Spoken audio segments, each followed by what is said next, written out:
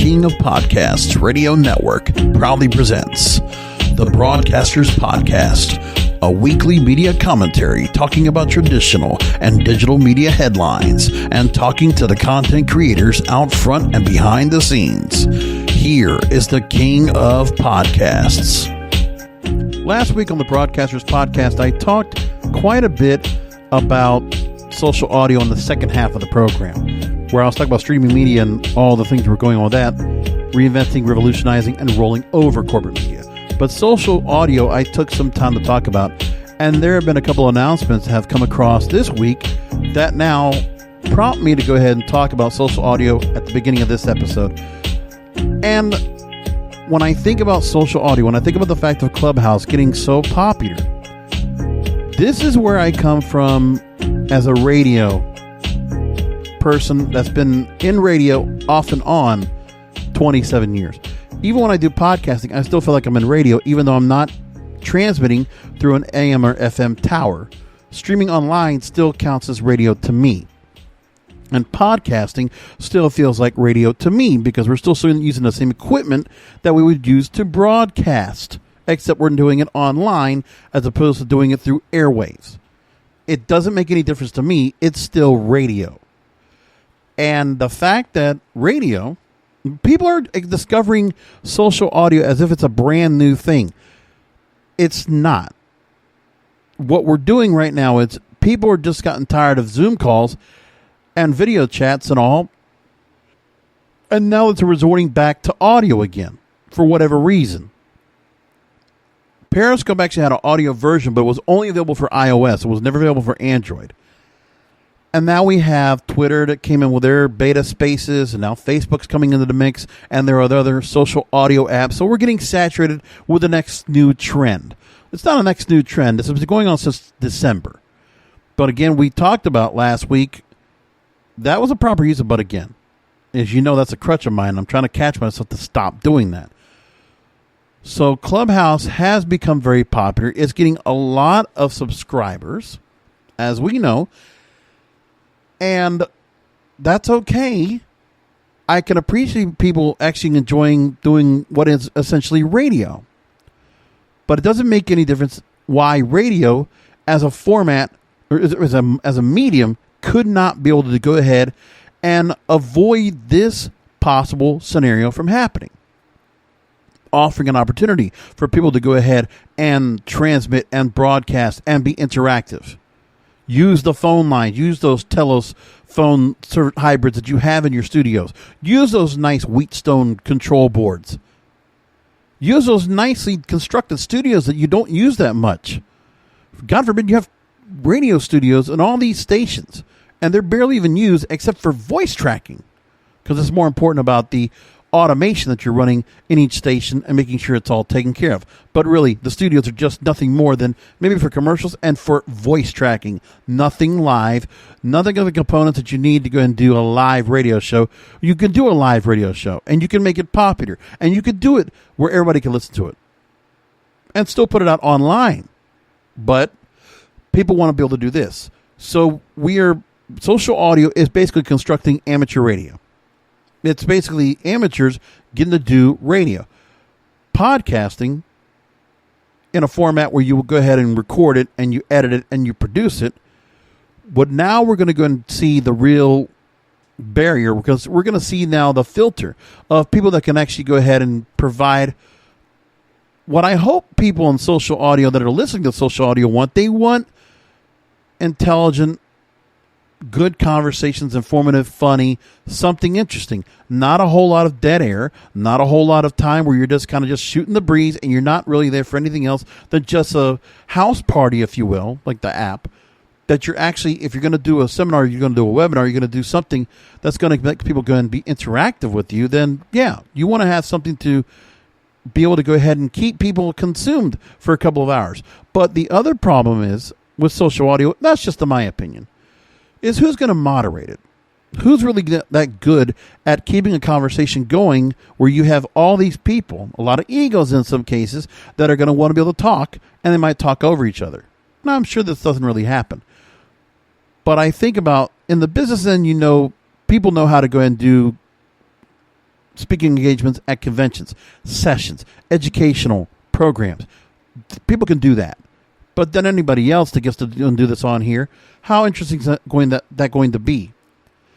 And you also want to be able to go and do good enough where you can monetize, because Clubhouse has now started monetization. We'll talk about that in a minute.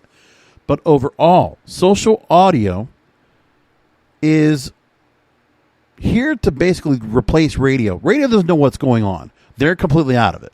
As I talk about all the time in this program, it's basically the basis of what brought this program to light is because I wanted a platform to be able to talk about radio and complain about it only for constructive criticism, for it to only get better. But it doesn't. And as long as several companies, which happen to just change their names for whatever reason, now we don't have Intercom, we now have Audacity or Odyssey. And then you have iHeartRadio.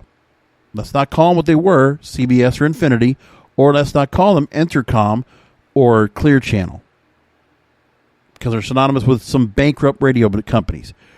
Odyssey sounds like something different. And the same thing goes for iHeartRadio. Because the apps, because of the streaming platforms, because of the podcasting that associates with these platforms, it's like Comcast not using Comcast anymore and changing to Xfinity. When you have to go and take your tarnished name and you have to switch it around, that tells you how bad things are. But social audio, it's fine. I haven't gotten the chance to get on it. It's also, you have to be in the club for it. You have to be an iOS user. You have to be dedicated to Apple. You have to, and anybody that is with an iPhone probably has an iPad or a MacBook Pro or MacBook Air or something else Apple related, because that's just what it is. You are one way or the other. I've been Android, I've been Windows all my life. If it didn't cost so much, probably would have an iPhone, or I probably would have a MacBook. But it's a cost quotient, and it's also a branding thing. It's like a designer brand. If you don't have an Apple, there's like something wrong with you. I don't think that way. I'm a nonconformist, as I have said on this program before. Social audio, in a radio perspective, it is radio. And I would just say for anybody that's out there, just like I said right now, social audio needs to be engaging, thought-provoking, entertaining, informative, and fun. Hopefully people know how to do that. Because anybody now can do a podcast, but there is another level to be able to do live programming and to keep it compelling, and keep people around to listen to your content on a regular basis. Because people's attention spans are only so long right now anyways. Last week I talked about on one of my podcasting series, how people's consumption of media now, more than ever. TikTok, for anybody that's basically under the age of 40, people on average will watch TikTok an average of 89 minutes a day, and television 84 minutes a day. Millennials, millennials and Gen Zs, they're watching more TikTok than they're watching television. And that was because of a pitch deck that had come out that TikTok had provided. TikTok had provided for advertising purposes, and the marketing showed as such. Fascinating information. I should bring it up here on the program, but if you get a chance, take a look at the one of my podcasting episode I just did recently on are people watching more TikTok than they're watching TV? And that's where we are. So it's not just the fact of watching shorter content, which was the idea of Quibi, but even when you do Quibi, you got to be able to do good short content. And you got to give people a good reason to go ahead and pay $5 a month for it, which we know during the pandemic was one of the biggest media casualties of 2020, of the whole pandemic. And coming from the pandemic is Clubhouse. So, will this work? Is this just a passing fad? I don't see how it could be not a passing fad. This is popular now. Will it stay popular going forward? Podcasting, I don't feel like has ever lost its spot. What's more important to me is that podcasting it's going to get its mainstream rub, and then it's going to just die down a bit.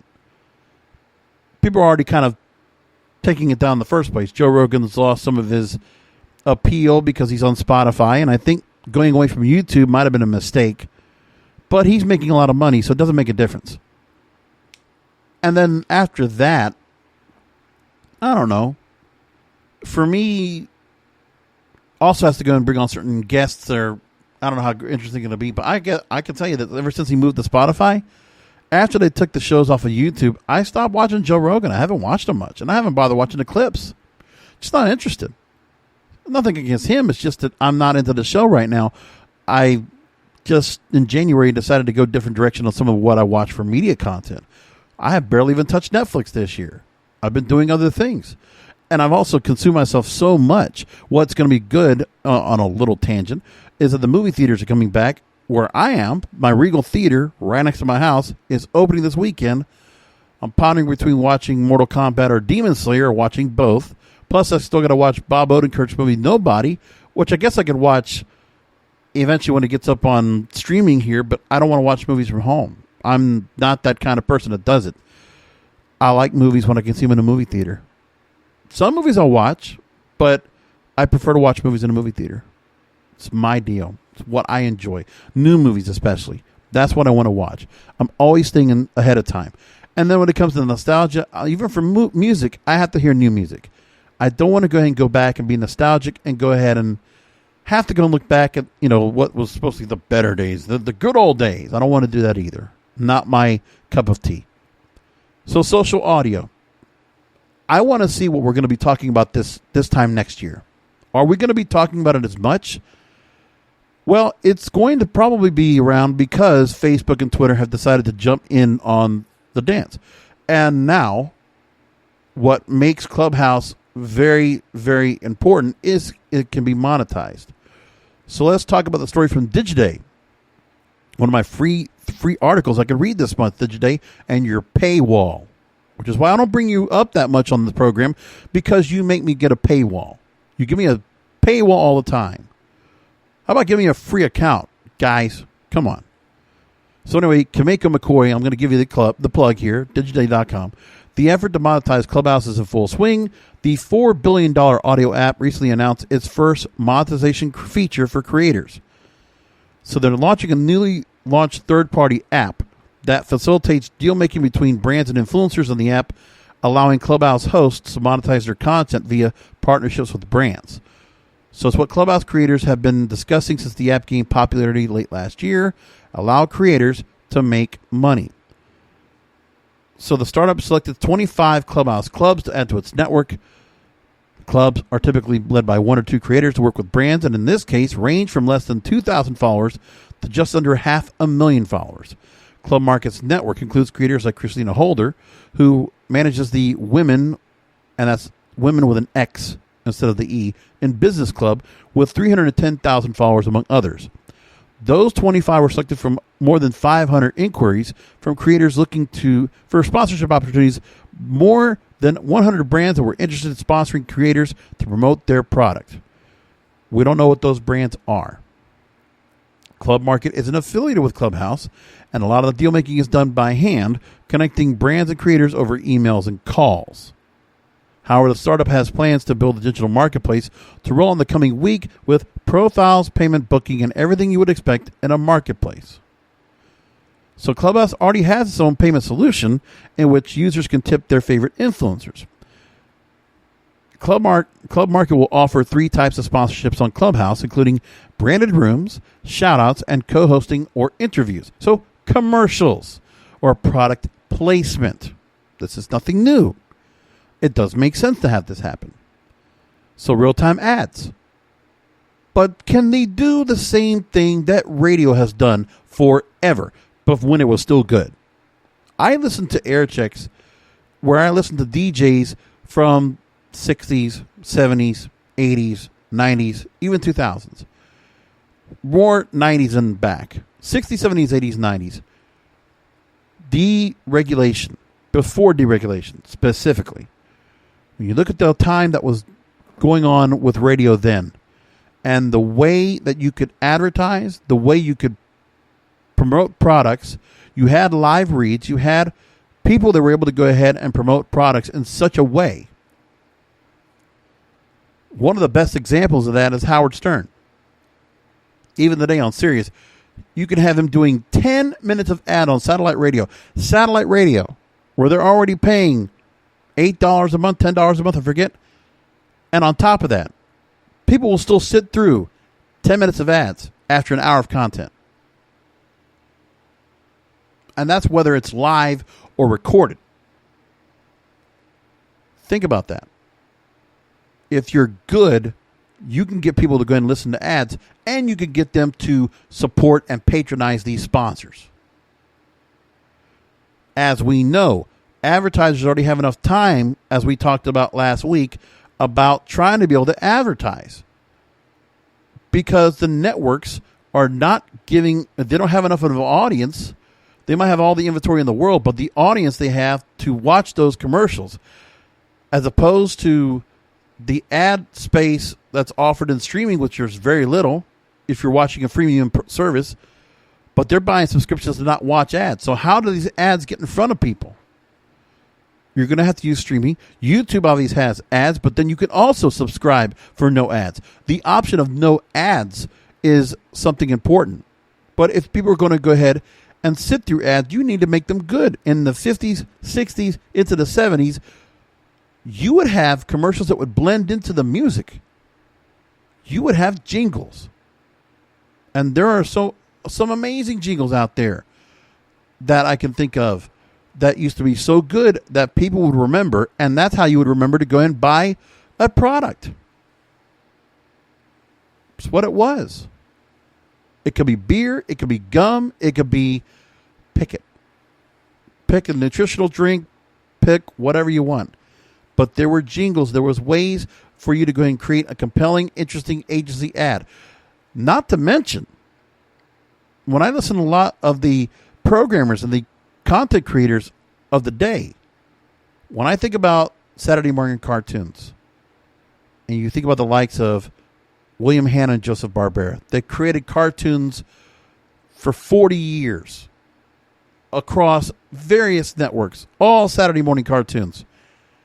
And to think of all the different brands that would work with these guys to go ahead and build whatever product you want.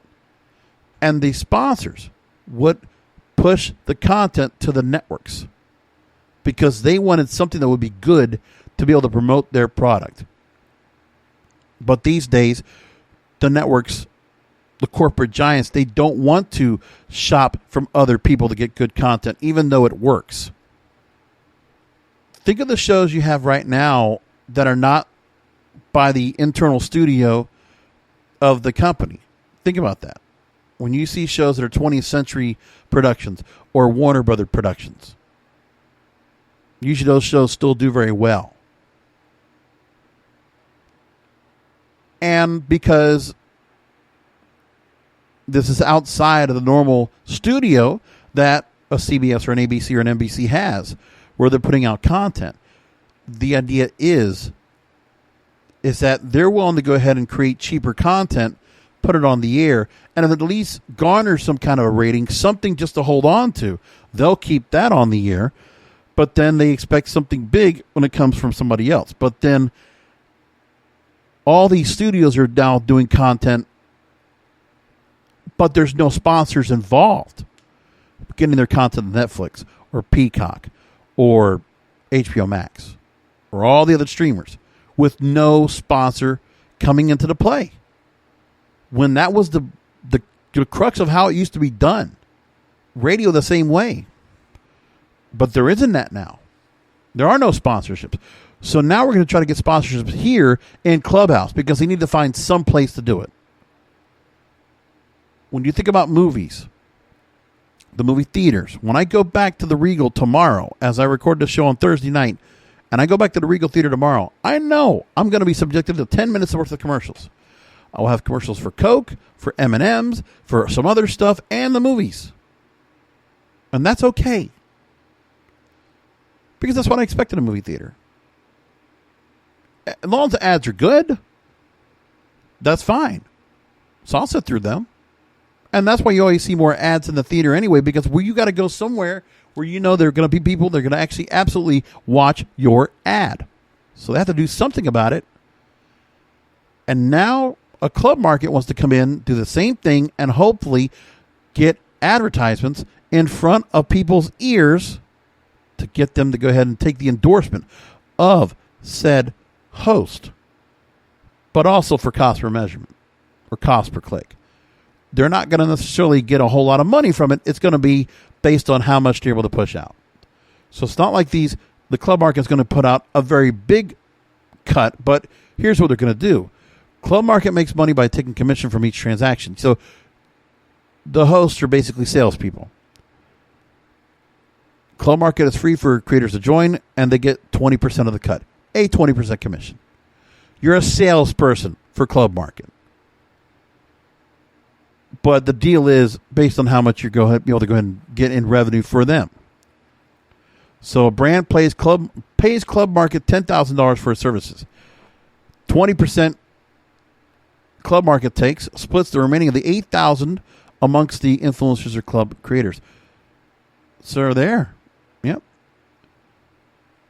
Now, according to what's being said here, Tomer Dean, one of the co-founders of Club Market, they explain here that this is empowering creators to make money. If that happens, Clubhouse wins. We win as well. The creator wins. And Clubhouse users have been talking about monetizing for several months. Of course they are. They wanted to adopt it early, get into it on the beta end, see it's working, and say, okay, this is another place to put a revenue model, another part of the money pipeline for myself. We all think that way. You don't think I don't have any commercials in here for the purpose of making some money off the show? I don't make a whole lot off of it, but I do just to go ahead and make something back for my time and for the effort I put into the show. So I get a little something for it. Clubhouse launched a feature that allowed users to send money or tip the creators on the app, 100% going towards the creator. According to Clubhouse's blog, the user sending the money will be charged a small processing fee going to its processing partner, Stripe. So, yeah. But that's donations. And if you're doing the advertising as well, you're hoping to make more money off of that. Because I don't know how much you can make off of gratuities doing a show like that. I never really got the whole concept of it, but people do make money off of that. But you also have to have something as a reason to go and do that. I don't think people just can just tip and just feel like, okay, just for a voice talking to you, that's tough. Unless you're getting something from it, some kind of incentive that comes out of that as a result. I just don't know what that is. Now, Clubhouse recently hired Instagram's Fadia Cater as media partnerships and creators. And the app also brought on Netflix's Maya Watson as head of global marketing. Now, there is supposed to be an Android launch soon to make sure that they are scaling this thing out. I'm waiting for it, folks. Hey, Clubhouse, let's get Android going. I'm ready to do a show on there. Anytime. Why are you waiting, the Android people? Why are you making us wait so long? Why do we have to be suffering here, not getting a chance to be having a seat at the table? Why can't we have a seat at the table and get to do this as well? Why is it always got to be Apple? I don't know. I guess Apple people are the more creative and more, conscious-minded people. I don't know. Something. There's got to be some reason for that. Now, Gear says Clubhouse is ready for monetization or deal-making just yet. Not yet. It's still in beta phase. There's a lot of uncertainty around the app. Unlike other social apps, Clubhouse has yet to offer conversion rates or other data points, and there's no way to track attendance on the app. Metrics, which is why they can't really do a lot of advertising right now in the first place. But word of mouth is enough to get people to go and come on board and tip.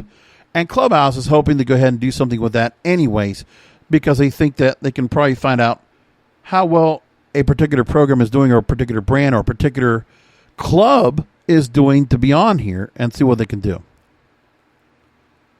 So we know there are a few new spaces releasing their own version of the audio platform. And Gear is saying that Clubhouse could lose its luster as we are normalizing from the pandemic. As vaccine rollout continues, life gets back to normal. Clubhouse may lose its luster. Quote, when you start a room in Clubhouse, you have to commit at least an hour.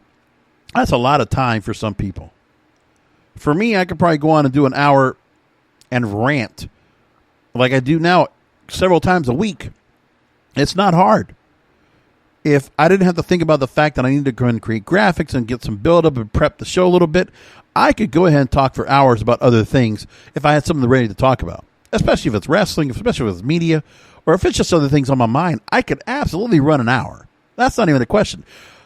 The other thing, too, is that for those people that want to do an hour, it's just like some radio hosts. They prefer to have phone calls or have some kind of feedback.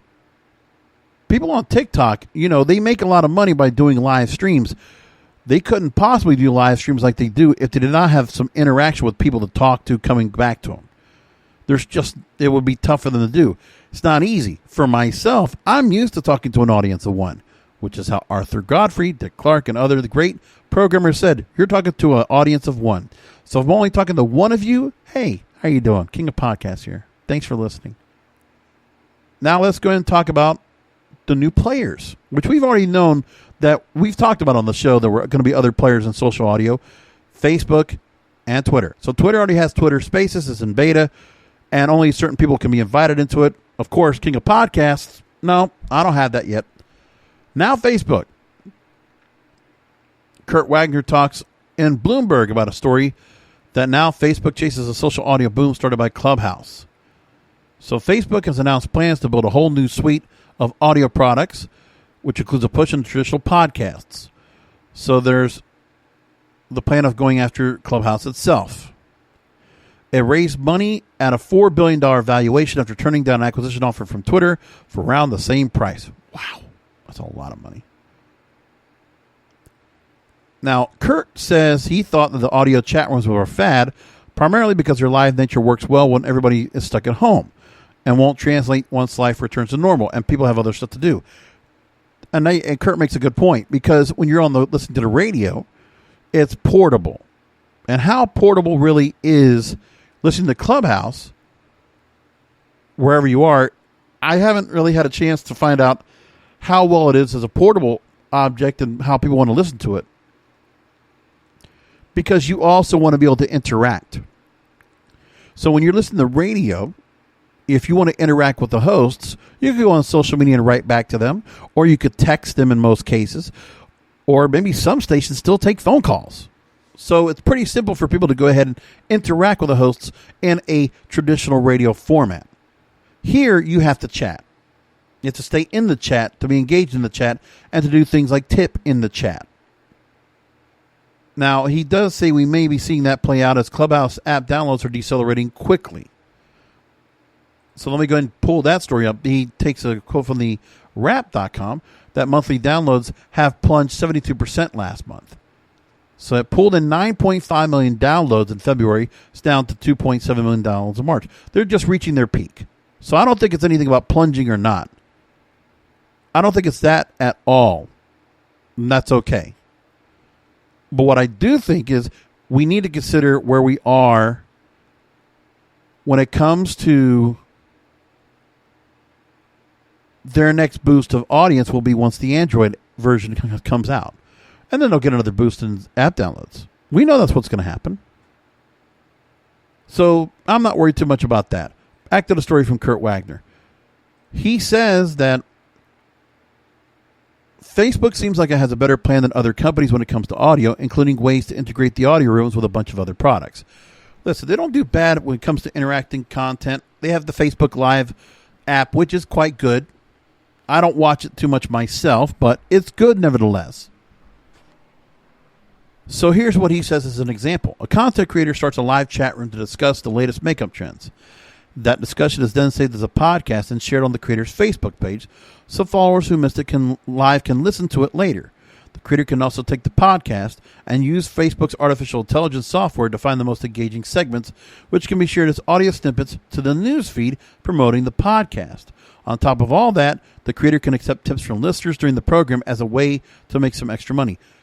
What I've had the biggest concern from some of the people that are doing Clubhouse content right now that have talked to me is how to record it and repurpose it for podcast. And Facebook already has an answer for that. So if they're able to go and take the next part and create some kind of a podcast portal and have it where it's distributed out as well, that's going to change. That's going to be a bit of a game changer, because Facebook already has all the resources at their disposal to do that. Plus also being connected to Instagram, WhatsApp. There's a lot of things you got to consider what they're able to do. So now, Fiji Simo, head of Facebook's main social network, described the company's plan, saying on Facebook, you'll be able to use all these different formats in a way where they'll interact with each other. Facebook is the king, he says, Kurt here, of copying great ideas from other companies. And yes, predicting Facebook has an edge in the world of social audio is like predicting the New York Yankees will spend a lot of money on free agents, which is true. Amazon will keep delivering batteries and paper towels faster and cheaper than everyone else. But he says this really does feel like Facebook's race to lose. A lot of possible roadblocks. And maybe Twitter might beat them to the punch. So Facebook announced the vision. The products themselves are still months away. There's that to consider as well. Now, we also talked about last week some of the negatives when it comes to social audio. But I want to, before I do that, Business Insider put a story about 4 reasons to press pause on social audio. This is experimental still. But people are going to try to go ahead and monetize as much as they can about it as quickly as they can. They want to try that soon. I understand. So there's another story I want to take. This is from Financial Times. It's a story that says, it's titled, Clubhouse, Big Tech Newcomers, Who Win the Social Audio Race? Because there are other platforms that are trying to do the same thing like Twitter or Facebook. They're just actual apps. So now there's a new social audio app called Logcast, which went live on the App Store in Sweden this week. It's all about users' desires for more authentic media. Lini Andronikos is the founder of this company and this new audio app. She says, quote, it's almost like we've done a full 360 on the media evolution. She's not wrong. I believe the reason audio has become so popular is because ultimately language makes us human, and language is the oldest form of building community and social relationships. It's through language we get to know each other. But again, I just said, but again, I call myself. Radio is theater of the mind. And I don't know if people really take that into account about how intimate and how engaging you can be doing radio, which is why radio was so good for so many decades. Whether it was the golden age of radio, where you had programming that would then become television. And then once television took over, radio had to go ahead and reinvent itself. Be more about music, more about talk. And found another way to re-engage and to create the intimacy with their listeners. They haven't figured that out here. The new reinvention has come to social audio. But what needs to happen here is radio at least needs to understand what is happening in front of them. They need to learn from social audio. For however long this might be, they need to learn what social audio is doing. What works on social audio, and much like Facebook copying, radio needs to copy itself. They need to figure out and say, okay, what is working with these people that are so entrenched into what's going on here? What's doing so well to bring in a live audience? This needs to be understood. Fred Jacobs, write a blog post about it. Lee Abrams, write a blog post about it. Radio Inc., write a story about it. Talk about social audio and notice what they're doing and what this means about the new age of the audio listener and how radio is going to be able to get those listeners back. Because social audio is not going to be as convenient or as portable or as easily accessible as people might think, because they have to have the chat component. They have to interact. They have to be engaged and involved to be invited into the show. You can't just freely listen to it whenever you want, as far as I know. So that's what's got to be understood as well. You're also only broadcasting to a smaller group. There are going to be people on social audio that want to reach a larger group. Maybe they'll spend a little money to get a radio show. or they'll find themselves a way to get onto radio itself. If these radio companies are smart enough to say, you know what, we better give them some time. Don't broker the time. If there's a good show out there, put it on the air. And if it's good enough to be nationally syndicated, so be it. There's enough room to get some of this older, out-of-touch content or some of the music programming that's out there, change it up. There's things that can be done to reinvent and recreate and re-experiment what could be done. Pioneer a new age of radio. Take what social audio is doing right now and listen and pay attention. And maybe you'll find a way to do some advertising differently than the gobs and gobs of commercials that only a Howard Stern can get away with. But everybody else, you can't get away with 10 minutes of commercials and a break. You can't do that anymore. Learn from social audio. Find out what they're doing right. Twitter's head of product, Sean Puri, has laid out in an article here why he thinks that Clubhouse could fail. He says that the app has an interestingness problem. Apps like TikTok and YouTube have millions of pieces of content to show their users, and an algorithm to select the right stuff. Clubhouse doesn't have that because the content shown to the user has to be live. Users need to be shown good content within 7 seconds of opening an app, Puri said. And that's hard when you only have live and therefore less content to choose from. There are also those who say that the app just did well initially because the world was in lockdown and people wanted something to chat to. Very interesting how Puri has a very good point. 7 seconds of opening an app. Meanwhile, if you're listening on the radio dial, you got 7 seconds usually to give the person that's listening in that just tuned into the station, whether hitting a preset or just tuning through the seek or scan feature, and they're listening for the couple of seconds they have, and they say, do I want to stay listening to this? No. It's just the kind of engagement you get for television. The same thing. It's the click of the remote factor. Are people going to click the remote? This is the same thing. He is not wrong. Adronikos says she's grateful for what Clubhouse has done for audio content. And she says it's because it accelerated the social audio space by at least 3 to 5 years, made audio one of the hottest industries for investors. Well, good. That's fine. That's okay. She still maintains Logcast is still different from Clubhouse. The central idea is to create a more informal version of podcasting, make the form social. Users record logs of up to 10 minutes and upload them onto the app. Other users can follow their favorite creators and like their content or direct message them. So they also make a point and say that we want Gen Z teenagers in a couple of years to say, oh, what's a podcast? I only log. Interesting way to do it. But that's what Logcast is doing. Now, we also talked about Spotify acquiring Locker Room, a live audio app where at present users talk specifically about sports. But now they want to go and expand it to music and culture. And use it to give professional athletes, writers, musicians, songwriters, and podcasters the opportunity to host real-time discussions with their fans. Well, we know Spotify's been doing a lot to kind of really build out their podcast platform. Also, they have their radio thing.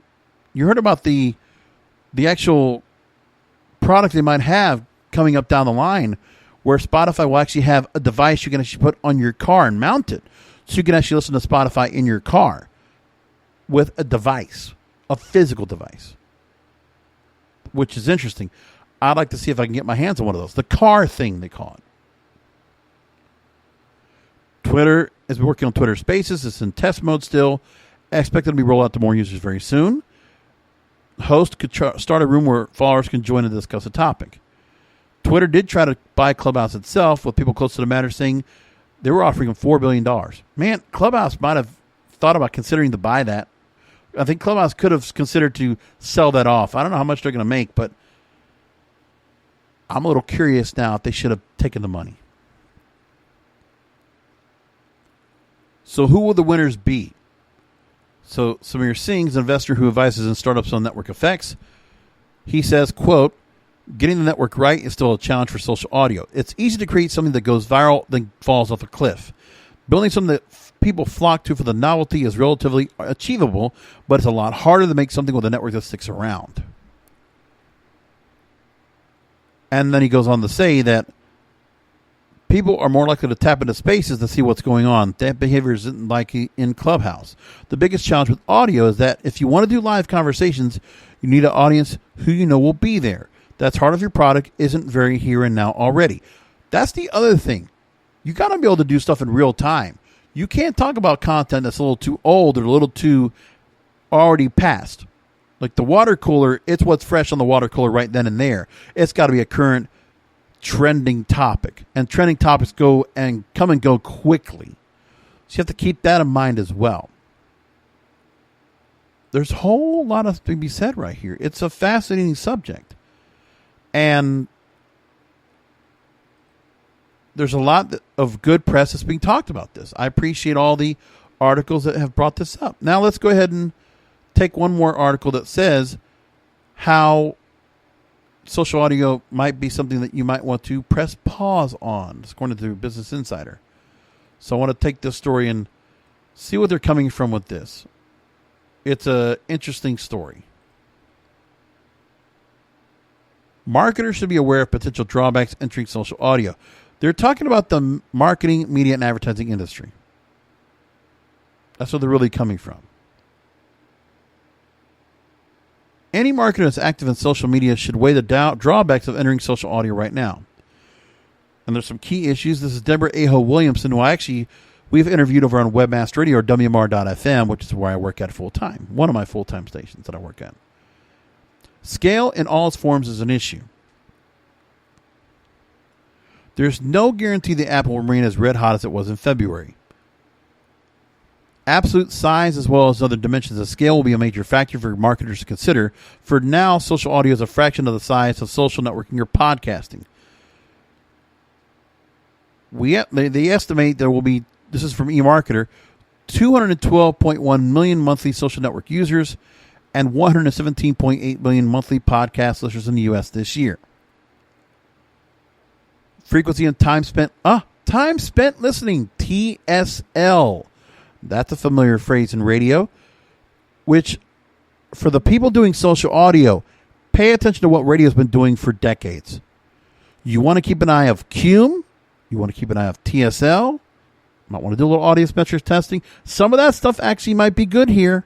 You might want to pay attention to what radio's been doing in their form of research and marketing and advertising and what has worked for them in the past. Nothing wrong with taking something that worked before and bringing it back again. So that's something to bring up. The other thing that's interesting, too, is that with Clubhouse and with all these other platforms, there's no production. There's no production behind it. It's just voices.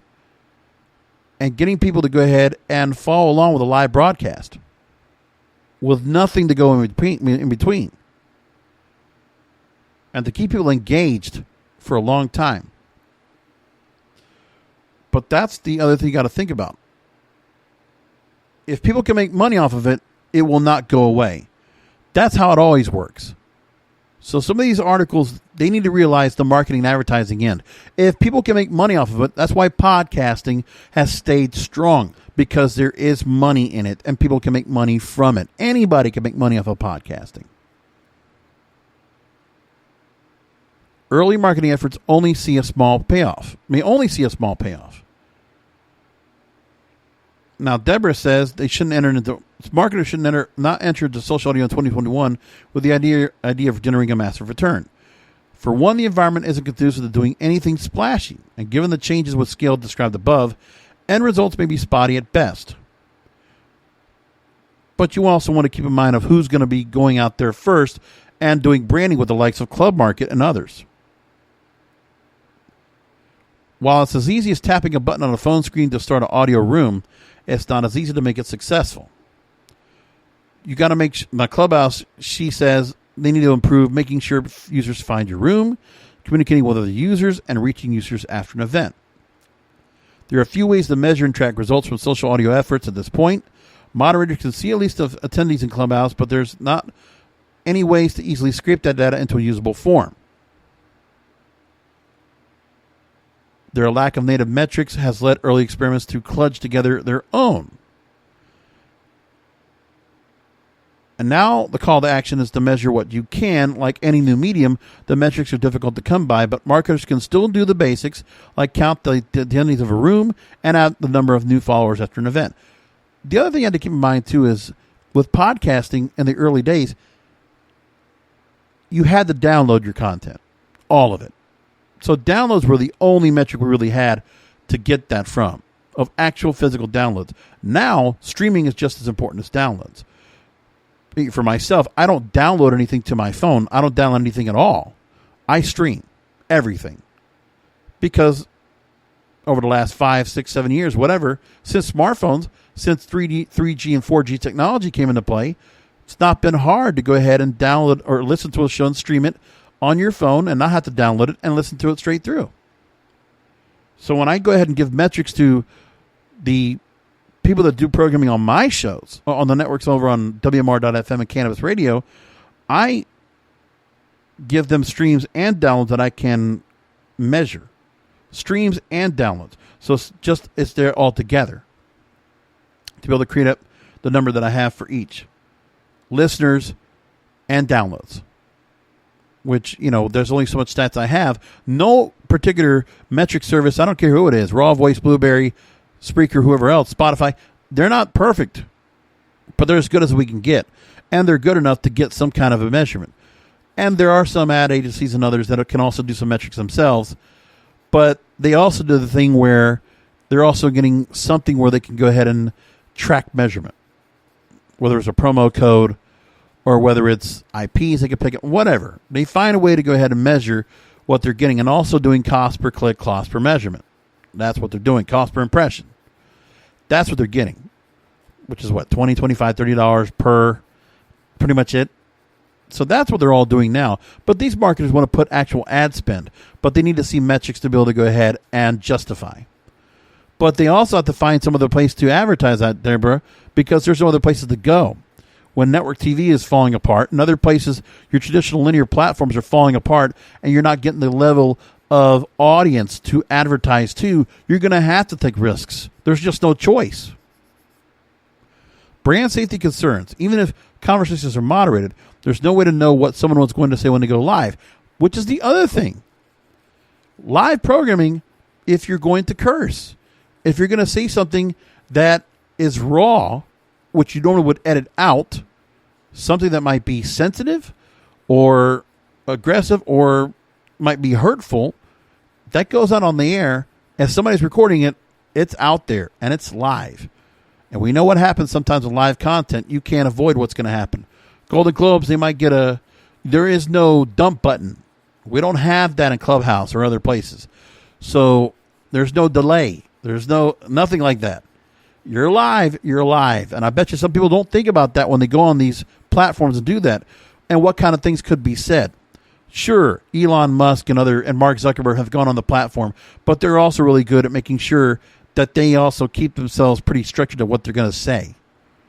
Because some people might not have the forethought to think that. They might not consider it. Another issue is creating a safe space. Bullying and other negative behavior have taken place in rooms, which can reflect poorly on brands. Audio requires a more cumbersome process to detect harmful content in real time. It's according to Jessica Dooley, social practice lead at Mindshare. Those are a couple of interesting things right there that brought up by Deborah. So I appreciate that. And I think by this point, all of you have a good understanding of what's going on here when it comes to social audio. This is the full gamut. Hold on to this episode. Come back to it. And tell me if we're in the same boat right here, if we've moved forward in the next 6 months to a year. Tell me about the end of 2021. If social audio will just be a thing that will be ending at the end of the year, it'll be continue to be a thing. But a couple of the factors have to be, if people can make money on it, whether it's the content creator or the marketers. Just like social media, that's still the same way it goes. And that's why it still works. A few other stories I want to get into before we can wrap things up, but I really loved talking about social audio this week. Real quickly, Apple's rolling out podcast subscriptions. I did a podcast about that already over when I'm not podcasting. channel, so go ahead and look for that. It's on the YouTube channel if you're listening to the show, the Broadcasters Podcast there, youtube.com/JBRASCO951. It's all there. So I'll quickly just run through Apple rolling out podcast subscriptions. The service is going to launch next month in May. Price is set by creators who will be able to offer perks to subscribers like ad-free episodes, early sneak peeks, and add additional or exclusive content. And also releasing a totally redesigned Apple Podcast app, including channels and groups of shows curated by podcast creators. So many people. The podcasting area is really aggressively growing right now, which is amazing. I like that that's all happening. It's very interesting. The other story I wanted to bring up, too, there was a couple other ones that I had that I wanted to pull up. From Hypebot, music industry center of gravity is shifting again, according to Mark Mulligan. And Mark Mulligan is part of Media Research, which talks about the music industry. They focus on audience segmentation, emerging trends and technologies, value chain analysis, or market-specific insights. So Mark Mulligan, he works with media, and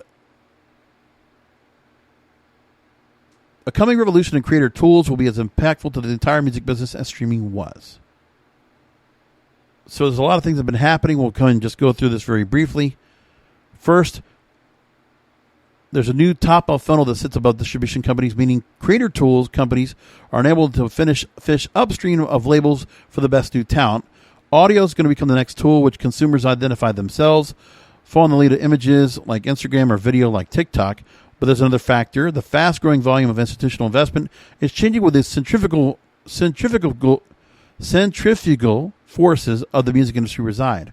You do that fast without reading the story beforehand. Then we have the publishing renaissance. Music publishers and publishing catalogs are getting investment.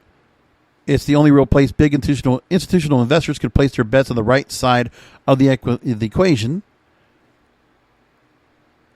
And investors may give pause for thought by the way in which leading music trade associations, such as ARIA in Australia and Promosque in Spain, have restated their 2019 figures, having the effect of making what would be otherwise declines in 2020 instead look like growth.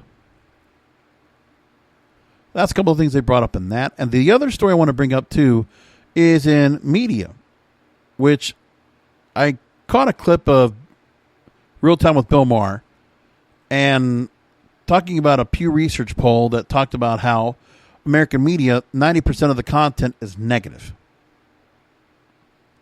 which is why I'm not watching, which is why I'm not in the business of journalism anymore in that sense. I can't. There's no way. I can't read news stories like I used to anymore. It is so negative. Story from the Neiman Lab. They talk about how no, Americans haven't abandoned journalism values like transparency and oversight. A study that seemed to claim that they were treated as bad news for journalists. The public doesn't share our values. The reality is a few arbitrary research design decisions put a thumb on the scale. A group of researchers put out a study finding out whether or not Americans supported what they considered 5 core journalism values. They surveyed over 2,700 Americans and asked them whether they agreed with 20 different statements. One of them was, we need to put a spotlight on problems in society in order to solve them. So, slightly to strongly agree makes up 72%. And then 6% disagreeing to some degree. Next is another statement they had was transparency is usually the best cure for what's wrong in the world. On balance, it's usually better for the public to know than for things to be kept secret. The first statement on transparency, 63% agreed, 15% disagreed. On balance, for public to know things to be kept secret, 69% agreed, 9% agreed. Another statement, it's important to offer a voice to the voiceless. 74% agreed, 4% disagreed. So the study in question was done by the Media Insight Project, a joint effort of the American Press Institute and the Associated Press NORC Center for Public Affairs Research. So it's reputable. The top line finding, what they said, was bad news for journalists. The public doesn't share our values. They're saying it's bogus, or at a minimum, unsupported by the methodology they use. There's no reason to believe, based on the data, that Americans have somehow abandoned the basic values of democratic governance, or that we noble journalists are left to fight the lonely fight for accountability. No, it's nothing about that. It's just a journalist, if it's their publishers, their editors, their bidders, they're expecting them to do stories based on what the corporate sends, what makes money. So I don't say so much of that. Now, they go on with the story saying that whenever we exaggerate the distance between journalists and their readers, a genre of media reporting I call mistrust porn, we both exacerbate the problems that do exist and hand a weapon to people who want to attack mainstream journalism. No, there's a reason to attack mainstream journalism. All of it's bad. All of it. There's no political slant that makes anyone any better. No, it's all to make a buck. Would any journalist do what they're doing right now if they knew they were not going to get paid for it? No, not at all. Of course not. But these are things that have to be considered. And, of course, the Neiman Lab's going to go ahead and support mainstream journalism because they're probably being funded in part by mainstream journalism. Now, this story says there's two main problems with the claims being made. The first is the study invents an artificially stringent standard for what it means to support a journalism value. Second, while it surveys thousands of civilians to discover their thoughts on various values, it never actually surveys journalists to see how they feel about them. Why? The readers are what matter. It's the consumers that what matter. The journalists, you can say what they want about them, but they're not the ones to be controlled. They're doing the bidding of the bidders. They're doing the bidding of somebody else. They're being told, they're being assigned what they're supposed to do. This is not on them, because you're thinking that journalists still get to do their stories based on what they want to do. No. There are stories that have to be reported on. They might get to choose which story they can go and be assigned on, but they're not to get to pick which voice of the voices they get to go and talk about. They don't get to go and put out which transparency they want to talk about. If they do, it's based on a political bias or some other kind of bias. So don't tell me there's not that there. Now, this article tries to say also that they assure that lots of journalists would be closer to the general public and whatever platonic form of news righteousness the researchers have in mind. No, they're not. Journalists come many times from some Ivy League backgrounds. They come from some very rich backgrounds. You have to go through certain schools that are only going to be accepted because that's how it works. It's a bubble. So those that come in from journalism, they come from various backgrounds. But when they go into the system to study and to learn journalism, they have to learn the format. They have to learn what Syracuse or Harvard or Dartmouth or whatever Ivy League school they came from. They have to learn from them in order to go ahead and then be properly accepted by the new newspaper or blog or website or news network they're on. That's how it works. Now, there's 5 core journalism values. I'm going to wrap this up real quick. So here's the 5, and this is actually pretty important. Oversight.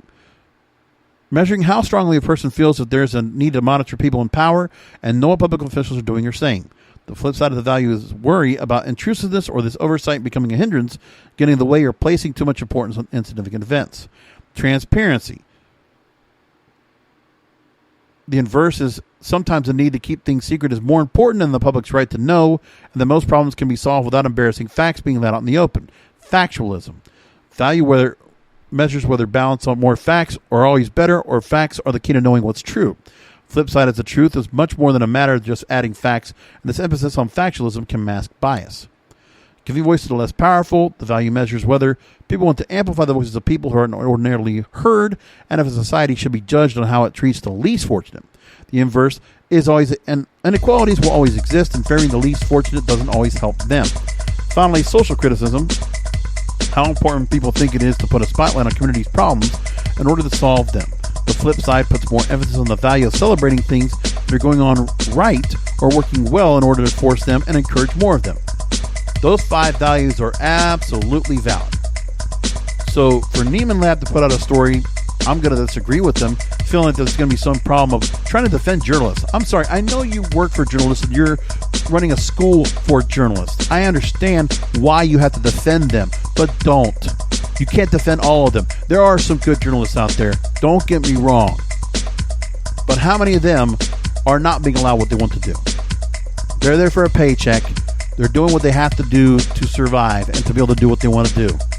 But they know there's a bias within what they're at, and they have to follow a narrative. There's no other way around it. That's just the way it is. And that's my show. I'm going to leave it there. Thank you for listening and finding the shows you always do. So glad to have you here each and every week. Come back for another Broadcasters Podcast. And until next week, remember, content is king, and the control of your content is in your hands. Thank you for listening to the Broadcasters Podcast. Find all the links to subscribe to the show by going to broadcasterspodcast.com.